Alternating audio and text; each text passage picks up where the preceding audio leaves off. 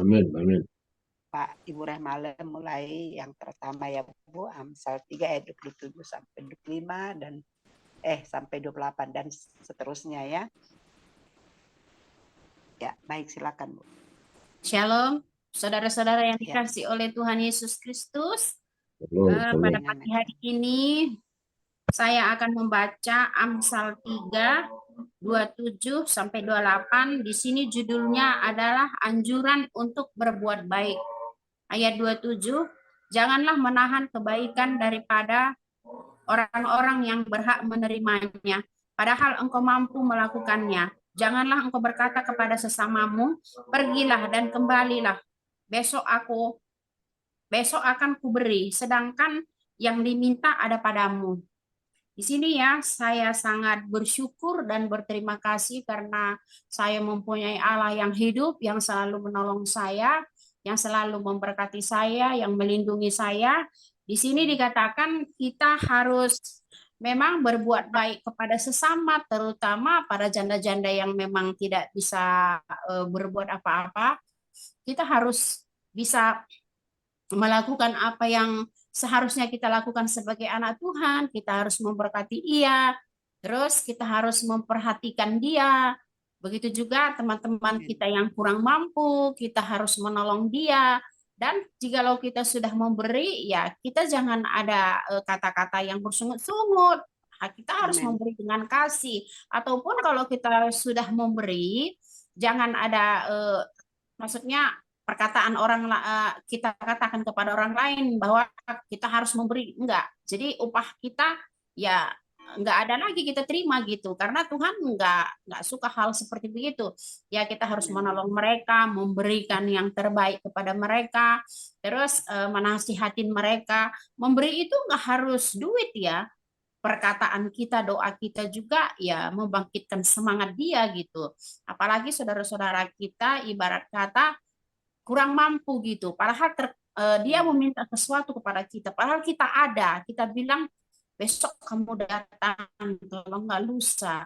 Padahal sebenarnya ya kita menahan-menahan apa yang mereka dia butuhkan gitu. Seharusnya sebagai anak Tuhan ya kita harus memberi. Kalau memberi itu berikan. Kalau memberi itu tangan kanan, ya tangan kiri nggak usah tahu gitu. Jadi orang itu pun tidak kadang-kadang mengutuki kita karena apa? Dia tahu bahwa kita mampu gitu. Tapi apa yang dia minta terkadang kita ya besok kau datanglah atau besok. Seharusnya itu sebenarnya kalau hal seperti begitu kita sih nggak mau memberi. Tapi dengan alasan besok lusa lah ya Tuhan tidak menghendaki seperti begitu gitu. Kalau memang kita sebagai anak Tuhan ya memang kalau kita memberi ya memberilah semampu kita gitu. Jangan kita mengada-ngadakan kayak saya contoh ya. Ada teman-teman saya satu gereja gitu ya. Padahal dia banyak bersaudara, tapi di dalam banyak dia bersaudara itu memang saya lihat itu kurang gitu. Kadang-kadang kan suka dia deket-deketin saya. Oh, saya udah tahu bahwa dia mau meminta sesuatu gitu. Saya bilang aja ada apa gitu. Ya udah dibisik-bisik dia ini. Ya udah saya sudah kasih gitu. Enggak mau saya bahwa ini begini enggak. Ya udah kasih aja gitu. Entah pun ibarat kata dulu anaknya mau sekolah nggak ada ongkos gitu. Ya udah saya kasih gitu. Karena apa? Karena saya tahu bahwa segala sesuatunya itu dari Tuhan, berkat, kesehatan, kekuatan, semuanya dari Tuhan. Kita ini hanya sebagai saluran gitu ya. Kita harus bisa memberkati orang lain, nggak harusnya banyak gitu. Ya itu tadilah sesuai dengan kemampuan kita. Kalau kita mampu sekian ya sekian ya udah gitu aja. Jadi kita harus menjadi berkat, kita harus menjadi apa namanya ya penolong bagi mereka. Kita harus jadi berkat dan kita harus menolong mereka. Jadi mereka pun sangat bergembira gitu. Disitulah nama Tuhan itu dipermuliakan gitu. Itu aja Bu. Terima kasih. Amin. Amin, amin, amin. Terima kasih Bu Rehmalem buat firman-Nya. Sekarang rupanya ada Ibu Vera, nanti Ibu Nita pindah ke bawahnya ya Bu Nita. Ke yang gantikan Pak Mulyono ya Bu Nita ya. Nah, nanti sekarang Bu Vera yang kedua. Silakan Bu Vera. Oke. Tadi Bu Vera sempat keluar di layar saya. Silakan. Ya, silakan. Ya. Oke, Amsal 3 ayat 29. sampai 3B. Janganlah merencanakan kejahatan terhadap sesamamu, sedangkan tanpa curiga ia Kenapa, Pak? Ada Kenapa? suara tadi masuk ya? Oke, saya enggak ada, tapi tadi ada suara memang masuk ya. Coba Ibu ulangi ya, saya tutup mic ya. Silakan ulangi lagi Bu Fer. Amsal 3 ayat 29. Janganlah merencanakan kejahatan terhadap sesamamu, sedangkan tanpa curiga ia tinggal bersama-sama dengan engkau. Ayat 30. Janganlah bertengkar tidak semena-mena dengan seseorang jikalau ia tidak berbuat jahat kepadamu. Ya, ini sepertinya kalau kita bergaul, bermain di dalam satu pertemanan atau di dalam satu komunitas, sepertinya kita tuh punya apa? Ya, kita punya mungkin ada sesuatu yang kita yang tidak benar, misalnya iri, curiga, iri atau dengki atau gimana, itu yang sebenarnya tidak baik ya. Kenapa? Karena kita main ada di situ bersama-sama, tapi ternyata hati kita tuh tidak tulus, tidak murni gitu loh. Jadi kita melihat sesuatu, jadi kita sedang sini ayatnya kalau secara ini sih udah jelas harfiah banget ya, bahwa kita sepertinya tuh merencanakan sesuatu yang nggak baik. Mungkin karena iri, melihat dia sesuatu yang tanpa kita sadarin itu membuat kita melakukan hal dosa gitu, hal yang tidak berkenan bagi Tuhan. Sekalipun tidak kelihatan oleh orang di sekeliling kita, tapi kita tahu bahwa Tuhan selalu melihat dan Tuhan selalu menilik hati kita, bukan dengan apa yang kita lakukan walaupun di depannya manis, di depannya baik-baik gitu loh. Tapi itu tidak berkenan lah buat Tuhan, dan biasanya ya tidak akan menjadi menjadi berkat buat kita. Dan juga seperti ayat 30 tuh jelas sekali, janganlah bertengkar. Jadi kita seperti orang rusuh gitu loh. Di mana-mana bertengkar, cari-cari masalah, cari-cari gara-gara. Padahal dia sudah melakukan hal yang baik. Mungkin karena kita iri, akhirnya tanpa kita sadar apa yang kita lakukan, tapi itu biasanya yang keluar dari hati. Walaupun kita kelihatannya manis, tiba-tiba kena keklik suatu urusan yang nyinggung, tanpa sadar itu kita melakukan hal yang tidak menyenangkan. Mulut kita jadi jahat, mulut kita jadi keluar kata-kata yang menyakitkan tanpa sadar. Karena memang itu seperti apa yang diperbuat tidak sama apa yang ada di hati. Dan itu bisa tercetus karena hati itu spontan gitu loh. Nah, itu yang membuat hal yang tidak menyenangkan buat Tuhan ya, dan itu tidak boleh. Makanya kita harus menjaga hati kita tetap tulus, tetap hati kita tetap murni. Jadi setiap pertemanan, hubungan itu lurus-lurus saja gitu loh. Itu aja sih, Bu Tiara. Ya, makasih banyak Bu Vera buat sharingnya ya, luar biasa ya. Jadi ya kita harus memakai hati nurani yang murni ya, luar biasa ya. Bu Malam tadi penuh kemurahan, murah hati ya. Kalau memberi tangan kanan, tangan kiri nggak boleh tahu. Waduh, saya sangat berkati pagi hari ini, luar biasa ya. Ya, makasih. Sekarang selanjutnya Ibu Lydia ya. Nanti habis itu baru Ibu Nita. Ya, silakan Bu Lydia. Halo Bu Lydia. Saya ya? Iya. Amsal 3 ayat 31 sampai 32. Ibu Lydia Lalak. Gantikan Bu Juhaini, silakan.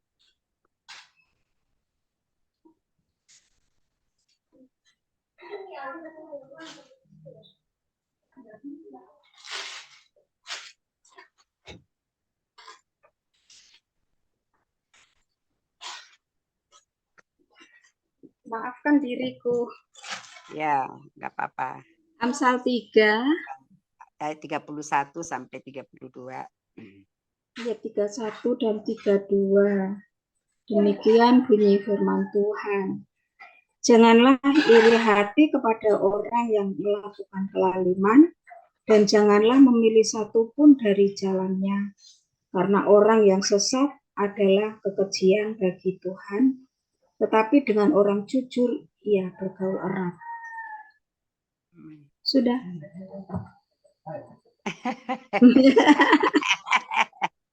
Sudah ya. Puji Tuhan. Iya. Iya. Kenapa kok kita harus iri dengan orang yang berbuat jahat gitu? Berarti kita juga jahat dong. Ya. Itu sih yang saya tangkap, Bu Tiar. Iya, betul juga. Iya. Ya.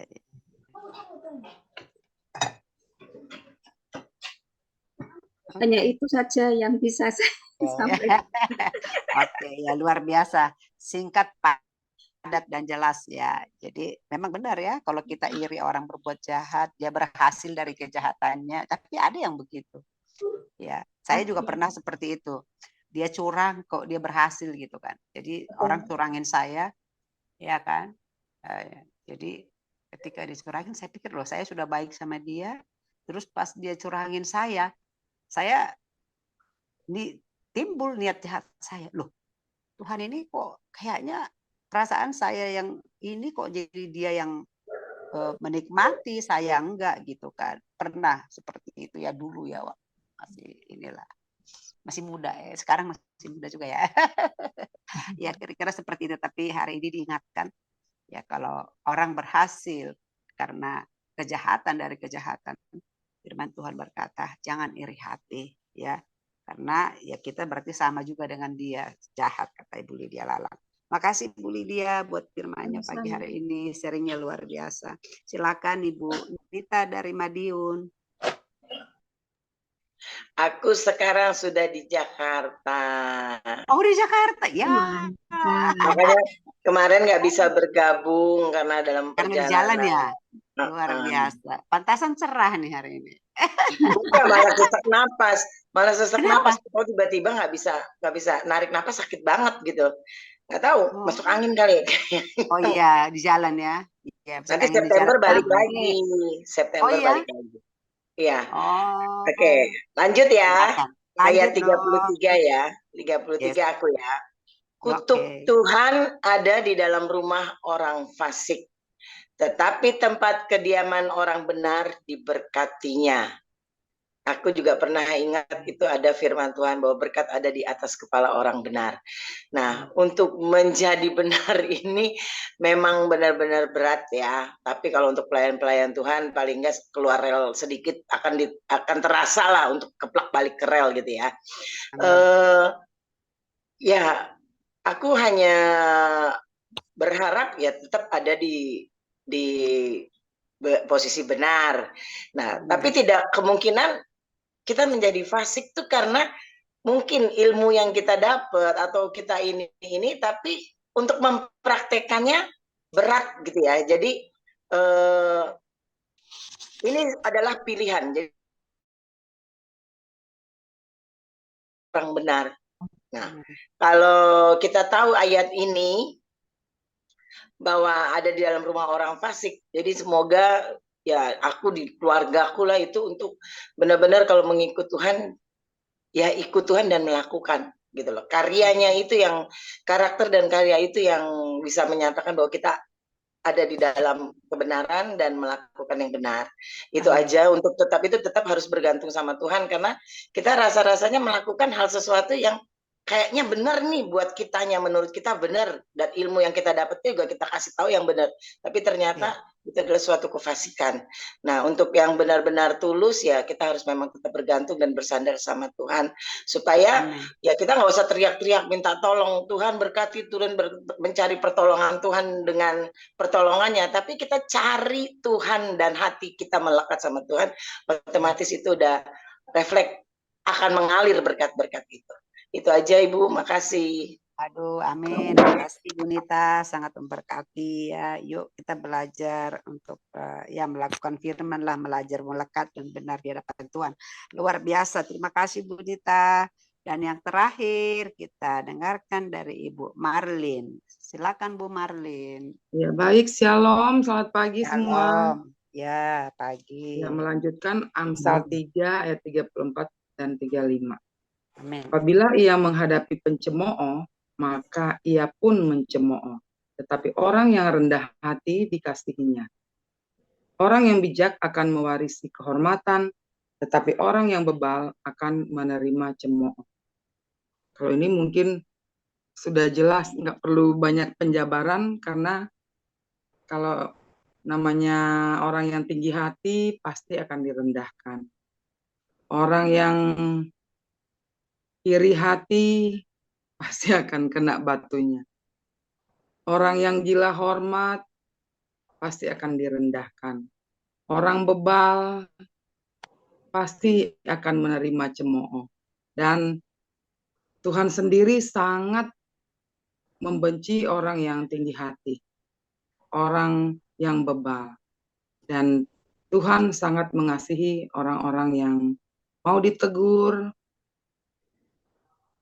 mau dikasihaninya, Amin. dan merespon apa yang menjadi keinginan Tuhan di dalam setiap rencana hidupnya.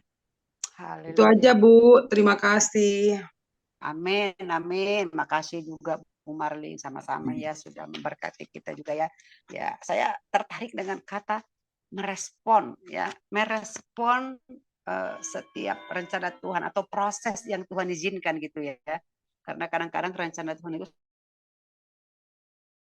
beda katanya, seperti kata Yesaya 55, jalanku bukan jalanmu, rancanganku bukan rancanganmu katanya. Itu memang itu tadi, kalau kita tidak berespon dengan benar, maka kadang-kadang kita jadinya lari ya. Jadi, terima kasih diingatkan pagi hari ini agar saya ya terutama juga untuk bisa mengerti isi hati Tuhan, berespon atas rencana Tuhan dalam kehidupan kita, dalam keluarga kita, dalam anak-anak kita, mungkin dalam pekerjaan kita, usaha kita ya. Itu luar biasa. Sekali lagi terima kasih Bu Marlin, tetap semangat. Ya, tetap kita serahkan semua proses demi proses yang Tuhan izinkan dalam hidup kita masing-masing ya, Pak Banu. Kemarin udah kesaksian luar biasa, Tuhan pulihkan, Tuhan jawab doanya. Ya, doa kita semua, Ibu Vera juga sedang berproses ya, sedang berdoa. Kemudian juga Ibu Lydia Lalang juga, Bu Rehmalem juga, ya, Bu Nita juga, bahkan banyak Pak Surbakti juga, saya juga ya. Semua kita punya permohonan doa di hadapan Tuhan. Dan pada pagi hari ini luar biasa firman Tuhan yang sudah diberikan. Kita percaya Tuhan kita baik. Dia Bapa yang baik, Bapa yang sanggup pelihara kita, Bapa yang sanggup mengangkat kita dari segala permasalahan kita, segala doa-doa yang kita sudah panjatkan. Kita percaya hari ini Tuhan akan jawab. Haleluya. Terima kasih buat semuanya Bapak Ibu yang sudah bersharing dan yang sudah mendengarkan. Dan sekarang waktunya kami berikan kepada Pak Surbakti untuk memberikan, mungkin menyampaikan sesuatu atau firman Tuhan sebagai rangkuman dari firman Tuhan pada pagi hari ini. Kami persilakan Pak, Tuhan berkati. Ya, terima kasih ya pagi ini sudah banyak tadi menceritakan tentang Tuhan ya. Nah, tapi lebih daripada itu, Tuhan mau bukan kita hanya menceritakan, tapi mengalami sendiri bagaimana Tuhan janjinya tidak pernah membiarkan, tidak pernah meninggalkan, tapi tetap bersama orang percaya. Amen. Tadi berbicara benar, orang benar. Ya. Jadi memang manusia tidak bisa benar karena usahanya. Terus sekali tidak bisa. Roma 1 katakan ayat 24 sini.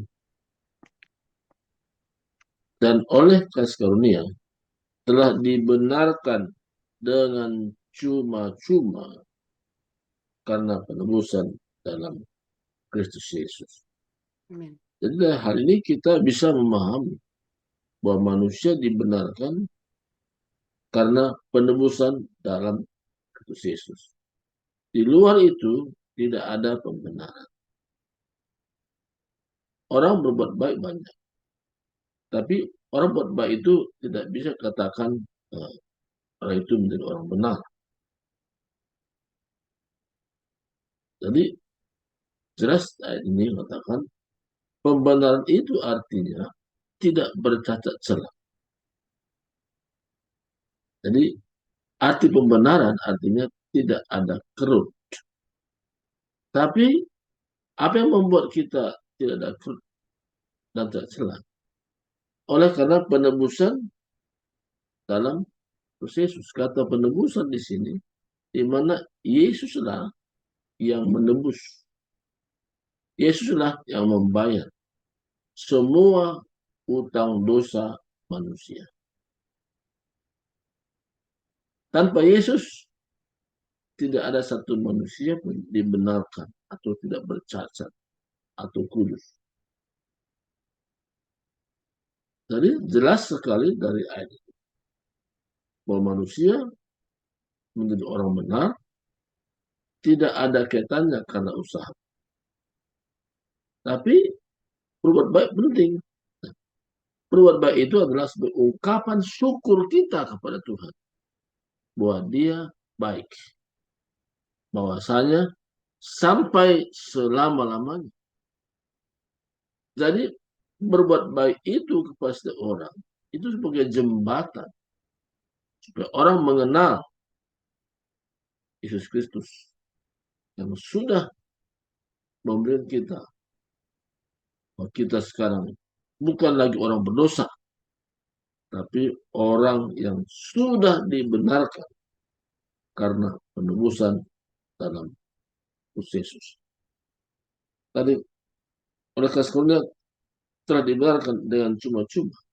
Kata cuma-cuma artinya tidak ada andil kita melakukan supaya kita dibenarkan. Cuma-cuma artinya murni kerja Tuhan Yesus. Kita hanya bersyukur apa yang Yesus lakukan.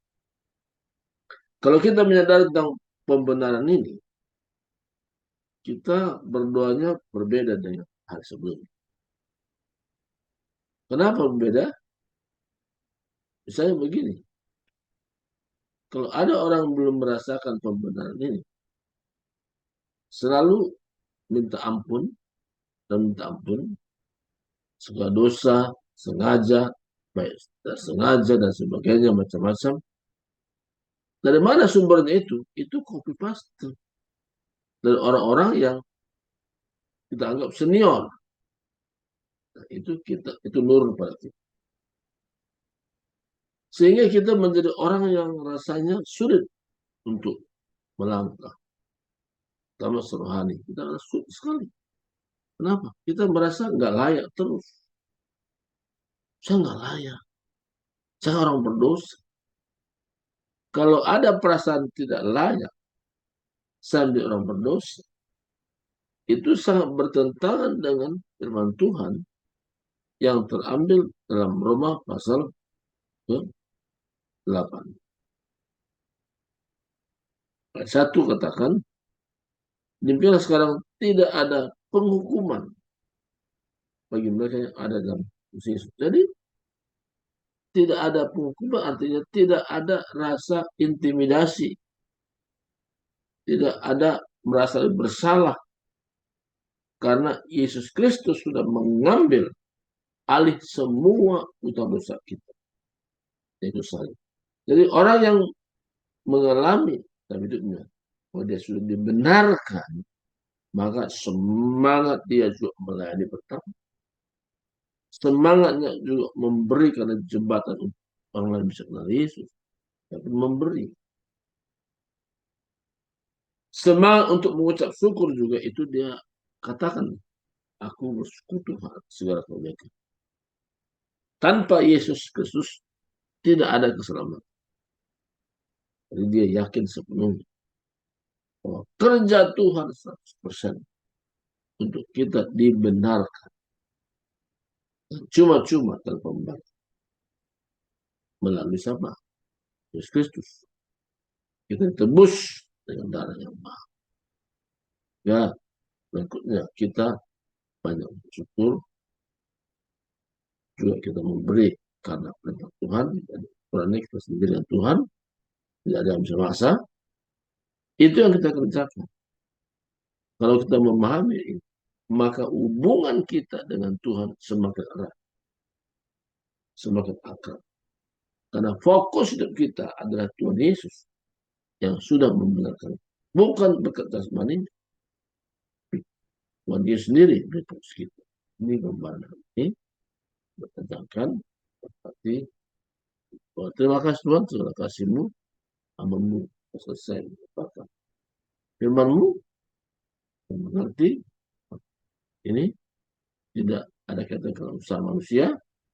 Usaha manusia hanya sebagai bukti bahwa dia mengucap syukur. Usaha manusia adalah dia berbuat baik sebagai jembatan untuk mengenali Yesus Kristus satunya dan benar hidup.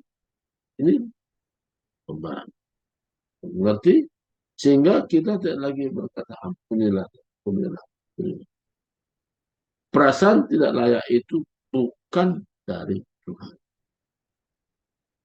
Perasaan artinya kita orang berdosa itu bukan dari Tuhan. Iblis kadang-kadang memutar balik. Diuraikanlah masa lalu kita. Tapi Tuhan katakan, aku sudah ampuni dari dosa masa lalu. Dosa yang sekarang. Jadi kita hanya minta kekuatan. Kalau kita bisa terjun dalam dosa, Tuhan untuk tidak terperosok dalam lubang yang sama.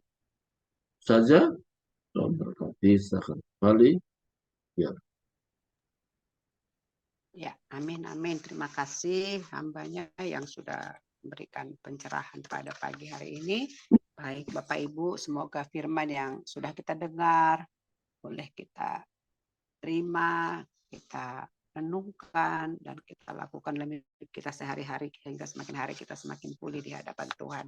Ya, seperti kata firman Tuhan, rancangan Allah dia mau agar kita semua bahagia, kita semua senang karena kita ini adalah gambaran yang serupa dengan dirinya sendiri. Haleluya. Terima kasih. Kita mau akhiri ibadah kita pagi hari ini.